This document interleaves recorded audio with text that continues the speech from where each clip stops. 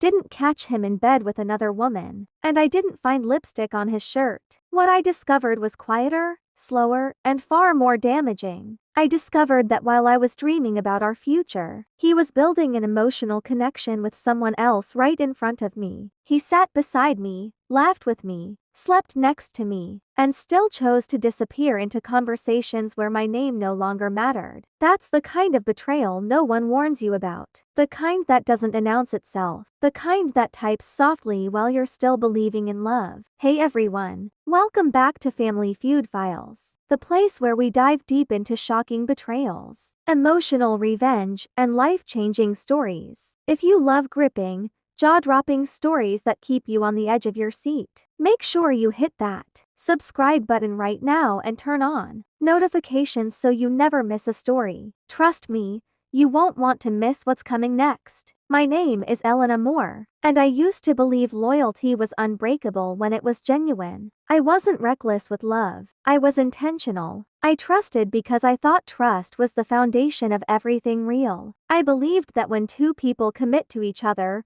honesty becomes automatic. Looking back now, I understand how dangerous that belief can be when only one person is truly committed. From the outside, my relationship with Ethan looked stable, even admirable. We had been together for almost 4 years, long enough to be taken seriously by everyone around us. Friends called us solid. Family believed we were headed somewhere permanent. We had survived difficult phases, long conversations, and emotional moments that made us feel unbreakable. I knew his weaknesses, and he knew mine. I stood beside him when life tested him, never imagining that one day, he would be the one testing my ability to survive. The day everything began to fall apart didn't feel dramatic. There was no argument, no raised voices, no tension warning me to be alert. It was an ordinary evening, the kind we had shared hundreds of times before. Ethan sat on the couch, scrolling through his phone, while I folded laundry nearby. We talked casually about work and small plans. Everything felt normal until it didn't. I noticed his smile first. It wasn't loud or obvious. It was subtle,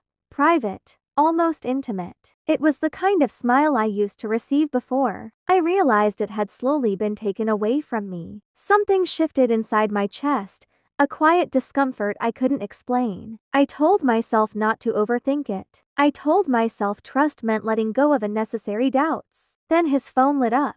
I didn't move closer. I didn't invade his privacy. My eyes simply caught the screen before my mind could stop them. The message was simple, affectionate, and unforgettable. Did you miss me today? My body went still. My heartbeat grew louder in my ears. I had never heard that name before, not once. Ethan locked his phone immediately, far too quickly, and avoided my eyes. In that moment, denial tried to save me. I told myself it could mean nothing. I told myself I was imagining things. I told myself I trusted him too much to let one message disturb me. But trust, when misplaced, turns into blindness. Over the following days, changes appeared everywhere. Ethan kept his phone on silent. He slept with it under his pillow. He carried it with him constantly, guarding it in ways he never had before. He laughed at messages he never shared with me. When I asked if something was wrong, he smiled calmly and told me I was overthinking. Slowly and carefully,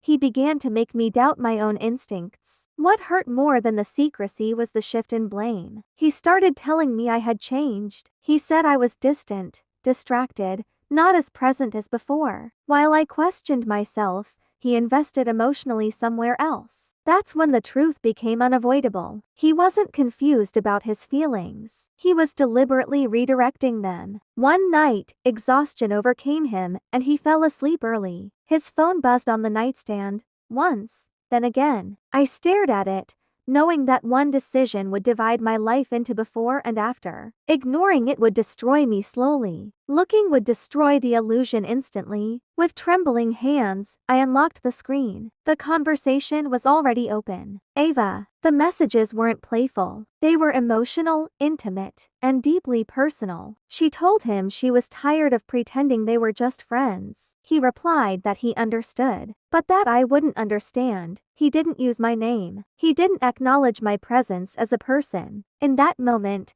something inside me broke quietly and completely. He slept peacefully beside me while I sat there in silence, holding proof that my relationship had already been replaced emotionally. I didn't wake him. I didn't scream. I didn't cry out loud. I took screenshots because I understood something important. In that moment, reacting emotionally would only give him control over the story. Silence became my strength. That night, I accepted a painful truth. Ava wasn't just a name. She wasn't just a conversation. She was a choice. And I was about to uncover how long I had unknowingly been standing outside my own relationship. After that night, I didn't sleep. I lay beside Ethan, staring at the ceiling, listening to his breathing, trying to understand how someone could be so close to me and yet so far away at the same time. My heart felt heavy, but my mind was strangely clear. I wasn't panicking anymore. I wasn't confused. I was alert. Silence had shifted something inside me. I wasn't just a woman in love anymore. I had become a witness. The next morning, I acted normal. That was the hardest part. I smiled when he smiled. I listened when he spoke. I kissed him goodbye like nothing had changed. Inside, everything had changed. I had seen the truth, and once you see it, you can't unsee it. I realized that confronting him too soon would only push him to hide better. So instead of asking questions, I started paying attention. Ethan became predictable once. I stopped seeing him as my partner and started observing him as someone capable of lying. He checked his phone the moment he woke up.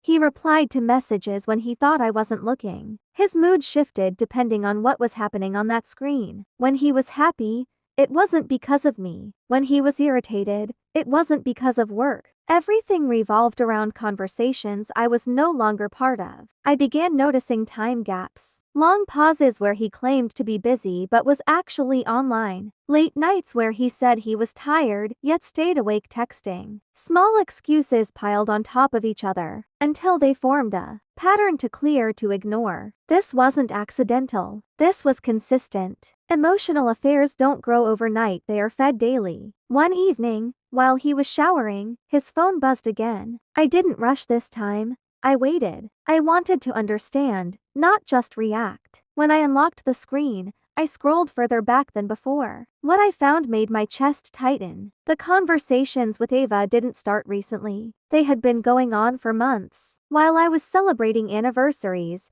she was becoming his emotional escape. While I was trusting him, he was slowly replacing me. They talked about everything. Their fears, their dreams, their disappointments. The intimacy wasn't physical, but it was deeper than that. He told her things he no longer told me. He complained about our relationship, painting me as someone who didn't understand him anymore.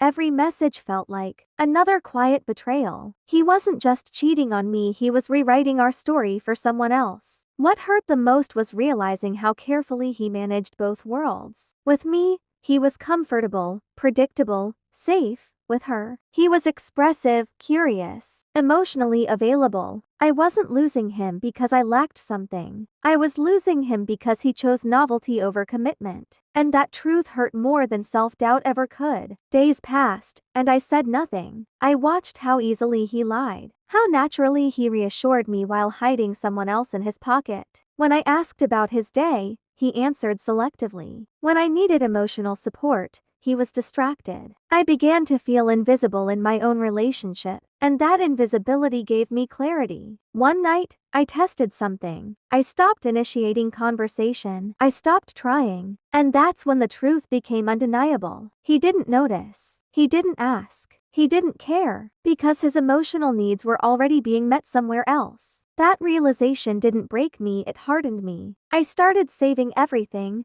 messages, dates, times, patterns. I wasn't doing it out of revenge. I was doing it for my sanity. I needed proof, not for him, but for myself, so that when doubt tried to creep in, I could remind myself that I wasn't imagining any of this. What I didn't know yet was that Ava wasn't just emotionally invested. She believed a completely different version of him. A version where I was the problem. A version where he was trapped. a version where their connection was somehow justified, and soon I would discover just how deeply he had lied to both of us. The silence between us grew heavier. He sensed something was changing, but he couldn't figure out what. He started becoming cautious, more attentive, more careful, not because he felt guilty, but because he felt threatened. People don't panic when they've done nothing wrong. They panic when they sense control slipping away. That's when I understood my position clearly. I was no longer competing with another woman. I was observing a man unravel under the weight of his own deception. And the more patient I became, the more careless he grew. By the end of that week, I knew one thing for certain. This wasn't going to end with a simple confrontation. Too much had been hidden. Too many lies had been told. The truth deserved to come out completely, not emotionally, but clearly, and I was ready to uncover every single layer. By the time I decided to reach out to Ava, I was no longer acting out of emotion. I was calm, calculated, and painfully aware of what I was about to do. Silence had given me strength, but silence alone could not bring clarity. There was another woman living inside my relationship, shaped by lies I had never told, and if I wanted the full truth, I needed to hear her side of the story, not as Ethan's girlfriend, but as a woman who deserved honesty. I didn't message her immediately. I reread their conversations one last time, paying attention to the details I had ignored before. The tone he used with her was different, softer, more vulnerable, more attentive. He told her he felt misunderstood at home. He told her he felt trapped in a relationship that no longer fulfilled him. In his version of reality, I was emotionally distant, constantly critical, and incapable of understanding him. I barely recognized myself in the woman he described. That was when something inside me settled. I stopped seeing Ava as the enemy. She wasn't stealing him from me. She was being fed a carefully edited version of the truth. The real problem wasn't her presence, it was his deception. I created a new account. No profile picture, no personal details, just a neutral name and a single message. Prepared carefully. My hands didn't shake when I typed. My heart didn't race. I had already survived the worst part, discovering the betrayal. Now, I was searching for clarity, not comfort. I wrote, "Hi. I'm sorry if this is strange, but I think we need to talk about Ethan." She replied faster than I expected. "Who is this?" Her response was cautious, not defensive. That alone told me something important. She wasn't arrogant. She wasn't cruel. She was confused. I told her my name, my real name, and then I told her the truth in one simple sentence. "I'm his girlfriend." There was no reply for a long time. Minutes passed, then more. I stared at the screen, wondering how many lies were collapsing inside her mind at that exact moment. When she finally responded, her message was short, but heavy. "He told me you were his ex." That sentence felt like a physical blow, not because it surprised me, but because it confirmed everything I had suspected. He hadn't just hidden her from me, he had erased me entirely from her version of his life. I told her everything, not emotionally, not aggressively, just truthfully. I sent screenshots, dates, proof.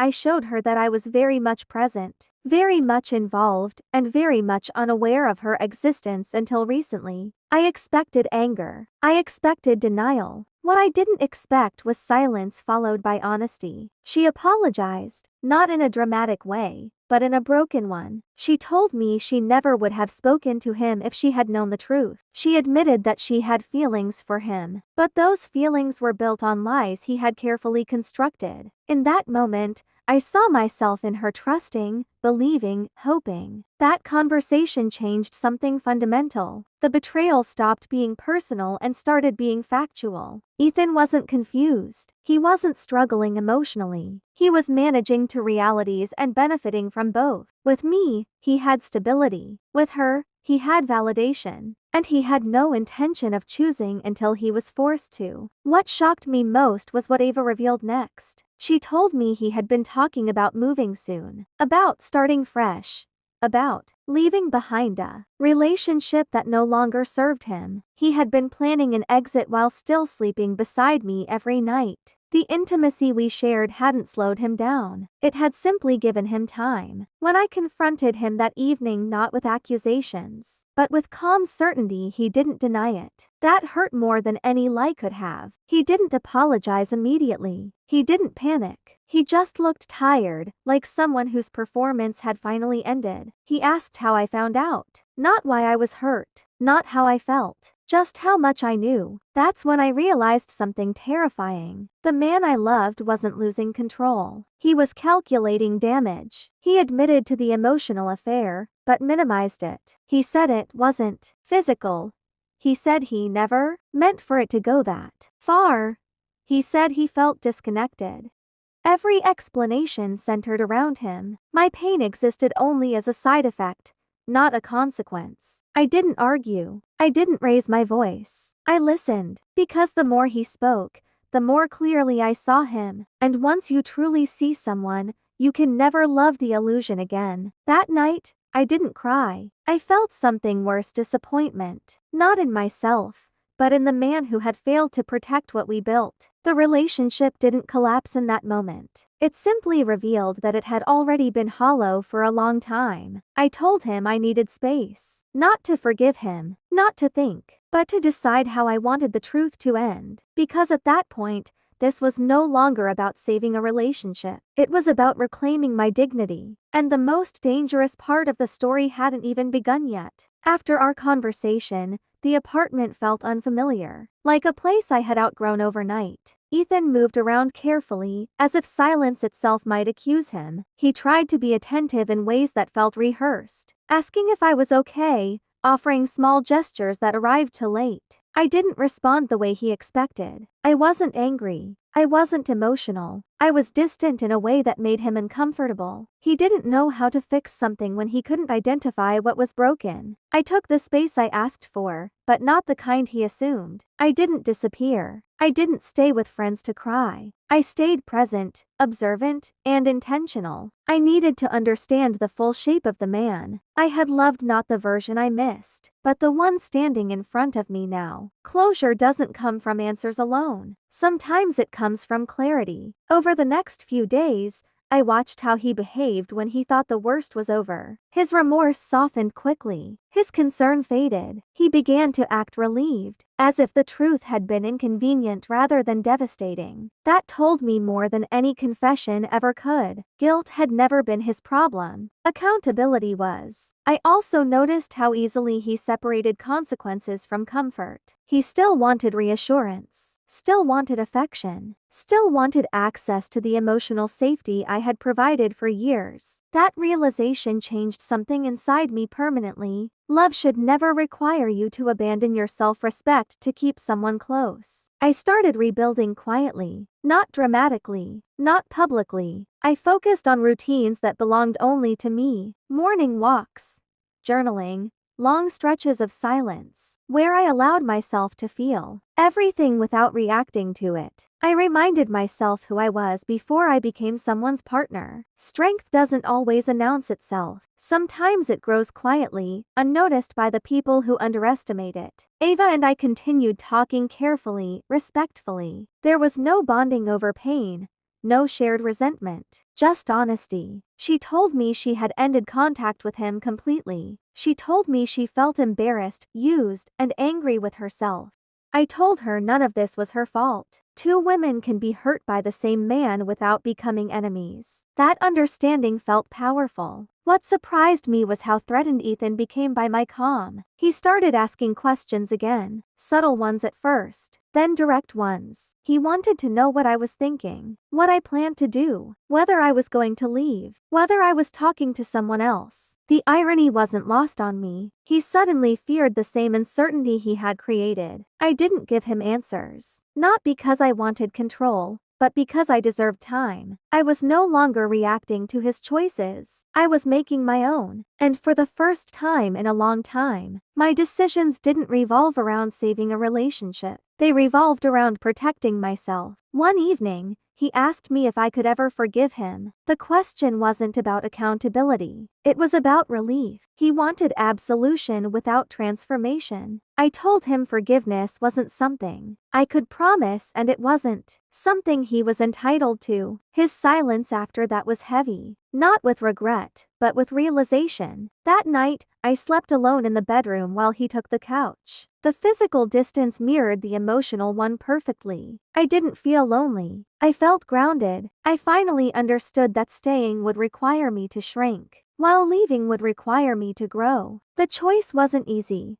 but it was clear. I began organizing my life in small, deliberate ways. Financial independence, personal documents, conversations with people I trusted. I didn't announce my intentions. I prepared for them. There's power in moving quietly when you know exactly where you're going. What Ethan didn't realize was that while he thought the crisis had passed, I was already stepping into a future that didn't include him. He believed time would soften everything. He believed familiarity would bring me back. He didn't understand that once respect is broken, love alone is not enough to repair it. I wasn't plotting revenge. I wasn't trying to punish him. I was choosing myself, and that choice would change everything. Because when a woman stops hoping and starts deciding, the ending is never what the other person expects. By the time I decided to leave, I wasn't running away from pain. I was walking toward honesty, the kind that doesn't beg for validation and doesn't need witnesses to feel real. I had already mourned the relationship while still inside it. What remained wasn't heartbreak, it was resolve. I didn't pack my bags in a rush. I moved slowly, intentionally, as if each step needed to be confirmed by my own clarity. I separated what belonged to me from what belonged to the life we had built together. Every object carried a memory,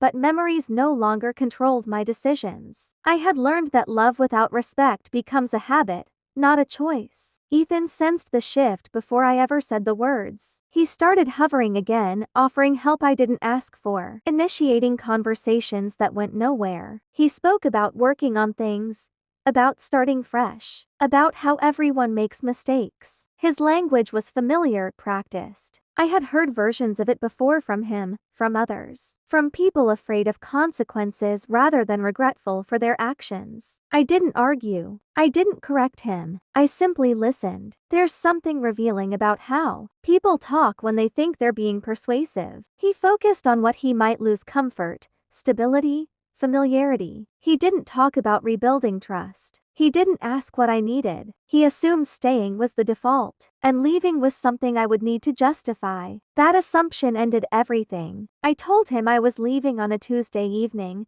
calmly, without drama. I didn't accuse him. I didn't replay the past. I told him the truth as clearly as I could, that I no longer felt safe emotionally, that trust had been damaged beyond repair, that I had chosen myself. He stared at me like he was waiting for the punchline. Then came the bargaining, promises, apologies, tears, that arrived late and felt misplaced. He said he would cut everyone off. He said he would change. He said he didn't realize how serious it was until now. What he didn't say was why he hadn't stopped when he still had the chance. I left the apartment that night with only what I needed, not because I had nothing left to take, but because I had nothing left to prove. Walking away felt heavier than staying, but it also felt honest. For the first time in months, my body wasn't tense. My mind wasn't racing. I felt grief, but I also felt relief. The truth has a way of spreading on its own. I didn't call friends to explain. I didn't post anything. I didn't tell his family. But people noticed. They asked questions. And when they did, I didn't protect him with half-truths anymore. I didn't exaggerate. I didn't dramatize. I told the truth simply, clearly, without emotion. That's when I saw something interesting happen. The story he had carefully managed began to collapse. Not because I exposed him aggressively, but because lies can't survive consistency. Different versions started clashing. People noticed gaps. The image he had built didn't align with reality anymore. Ava reached out once more, not for closure, but for confirmation. She wanted to know if I was really gone, if I had really chosen myself. I told her yes. She thanked me not because she won, but because she finally understood the cost of being involved with someone who treats honesty as optional. After that, We didn't speak again. Some connections exist only to teach you something and then end. Ethan tried reaching out in small ways. Messages that didn't ask for reconciliation, but hinted at regret. Comments about missing me. About realizing things too late. I didn't respond. Silence wasn't punishment. It was boundary. I had said everything that needed to be said. What surprised me most wasn't his reaction, it was mine. I didn't feel victorious. I didn't feel bitter. I felt steady, strong in a quiet way. I realized that leaving with dignity does more damage to a dishonest person than confrontation ever could. There's nothing more unsettling than losing access to someone who no longer needs your explanations. I began rebuilding my life without urgency. New routines, new spaces, new conversations that didn't carry the weight of betrayal. Healing wasn't linear, but it was honest. I allowed myself to feel sadness without letting it define me. I allowed myself to move forward without looking back for permission. Ethan lost more than a relationship. He lost the version of me who would have stayed despite the damage. And that loss, unlike mine, wasn't something he could recover from easily. Because some endings don't come with revenge. They come with clarity. I had started to believe that distance would be enough. That time, paired with silence, would naturally close the chapter I had worked so hard to end. For a while, it did. My days became quieter, lighter. I woke up without anxiety tightening my chest. I went to bed without replaying conversations in my head. Healing didn't arrive all at once, but it arrived honestly. Then Ethan reached out again, not with an apology, not with accountability, but with a story. It began subtly, the way manipulation often does. A message asking how I was doing. A comment about how things were. Misunderstood.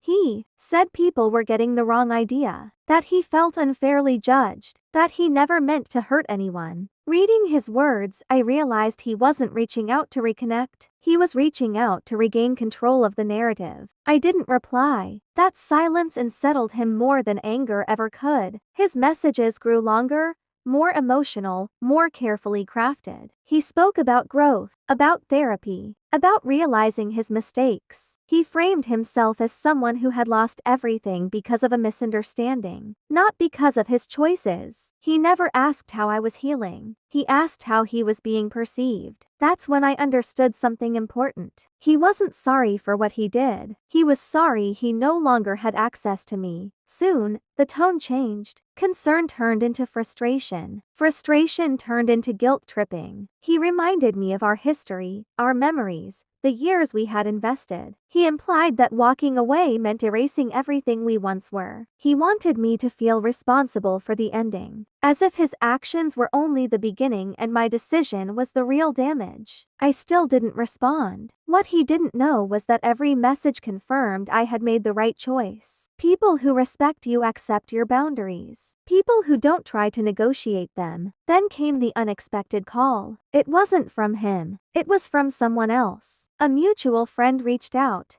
hesitant and apologetic, saying Ethan had been struggling, that he was saying things that worried people, that he felt abandoned and misunderstood, that maybe I should talk to him just once for closure. That's when I realized how far he was willing to go. He wasn't seeking closure. He was recruiting sympathy. He wanted external pressure to do what he could no longer do himself. I thanked the friend for their concern and declined calmly, clearly.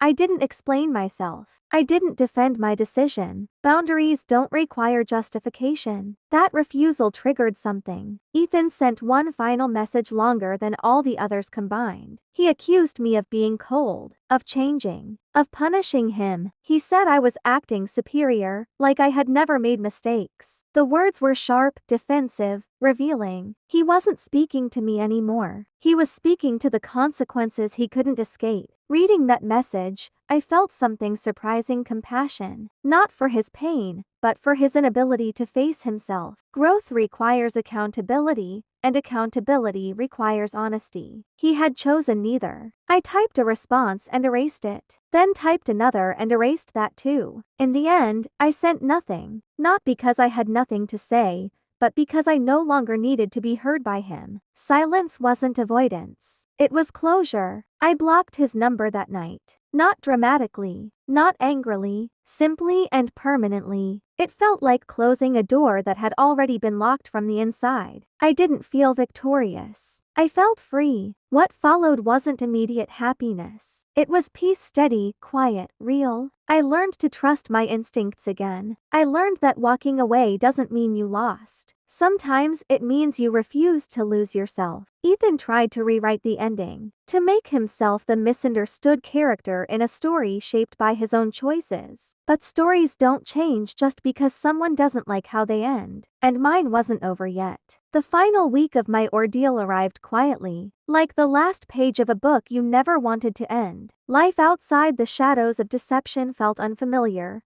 but it felt right. I had created space emotionally and physically to understand who I was without Ethan's presence, defining my reality. And yet, even as I settled into this new rhythm, there was a part of me that remained vigilant. I had learned that closure isn't just an event, it's a process. And sometimes life tests you when you least expect it. One morning, as sunlight spilled across the living room, I received an unexpected message. It was from Ava. Short, simple. I just want to say thank you. I understand everything now. In that moment, I realized how far honesty could reach. Two women, hurt by the same man, had chosen clarity over conflict. That small acknowledgement carried more power than any confrontation ever could. It reminded me that strength often lies in silence and integrity. Ethan never reached out again. Not directly, not publicly, not privately. And that was fine. I didn't want him to acknowledge me, to apologize, or to explain. I didn't need validation from someone who had broken trust repeatedly. My focus had shifted entirely, not on what he did, but on who I had become in the process. I began rebuilding my life intentionally. Every small decision was deliberate.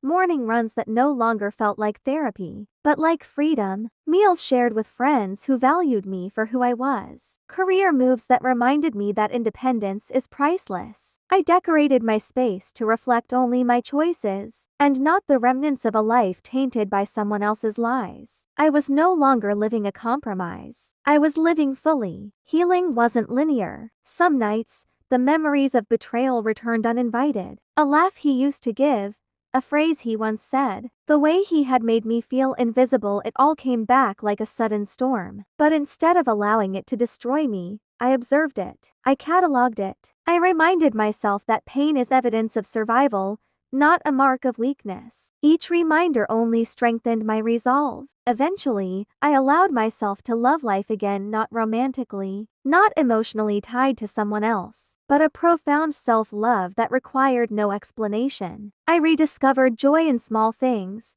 writing without hesitation, exploring new cities alone, creating memories that weren't influenced by anyone else's presence. I realized that my happiness didn't need permission. It didn't need validation. It was mine to claim. Ethan had once been the center of my universe. His choices had shifted mine, twisted them, and sometimes shattered them. But stepping away, observing clearly, and reclaiming my autonomy revealed a truth that he could never touch. The most powerful love isn't given to another person. It's nurtured within yourself. Months later, when someone asked me about him, I could speak calmly. Not bitterness, not anger, just clarity. He taught me about trust, I said, and what it means to honor myself when trust is broken.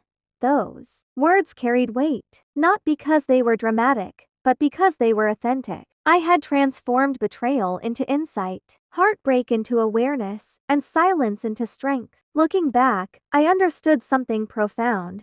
Leaving wasn't a defeat. It wasn't even a choice dictated by hurt. It was a reclamation, a declaration that my life, my values, and my boundaries mattered above someone else's deception. The freedom I found in that decision was the ultimate revenge, not to hurt him, but to rise above him, to live fully, freely, and truthfully. I never sought to humiliate. I never needed to manipulate. The truth, once observed, was already more powerful than any confrontation. And in the quiet aftermath, I realized that victory isn't about making someone pay. It's about giving yourself permission to be whole again. For the first time in years, I smiled without hesitation, laughed without caution, and went to bed with peace in my chest. I had survived deception, dishonesty, and betrayal, not just intact, but stronger, wiser, and more certain of my worth than ever before. Because the ultimate truth I learned is simple, yet transformative. You cannot control someone else's choices,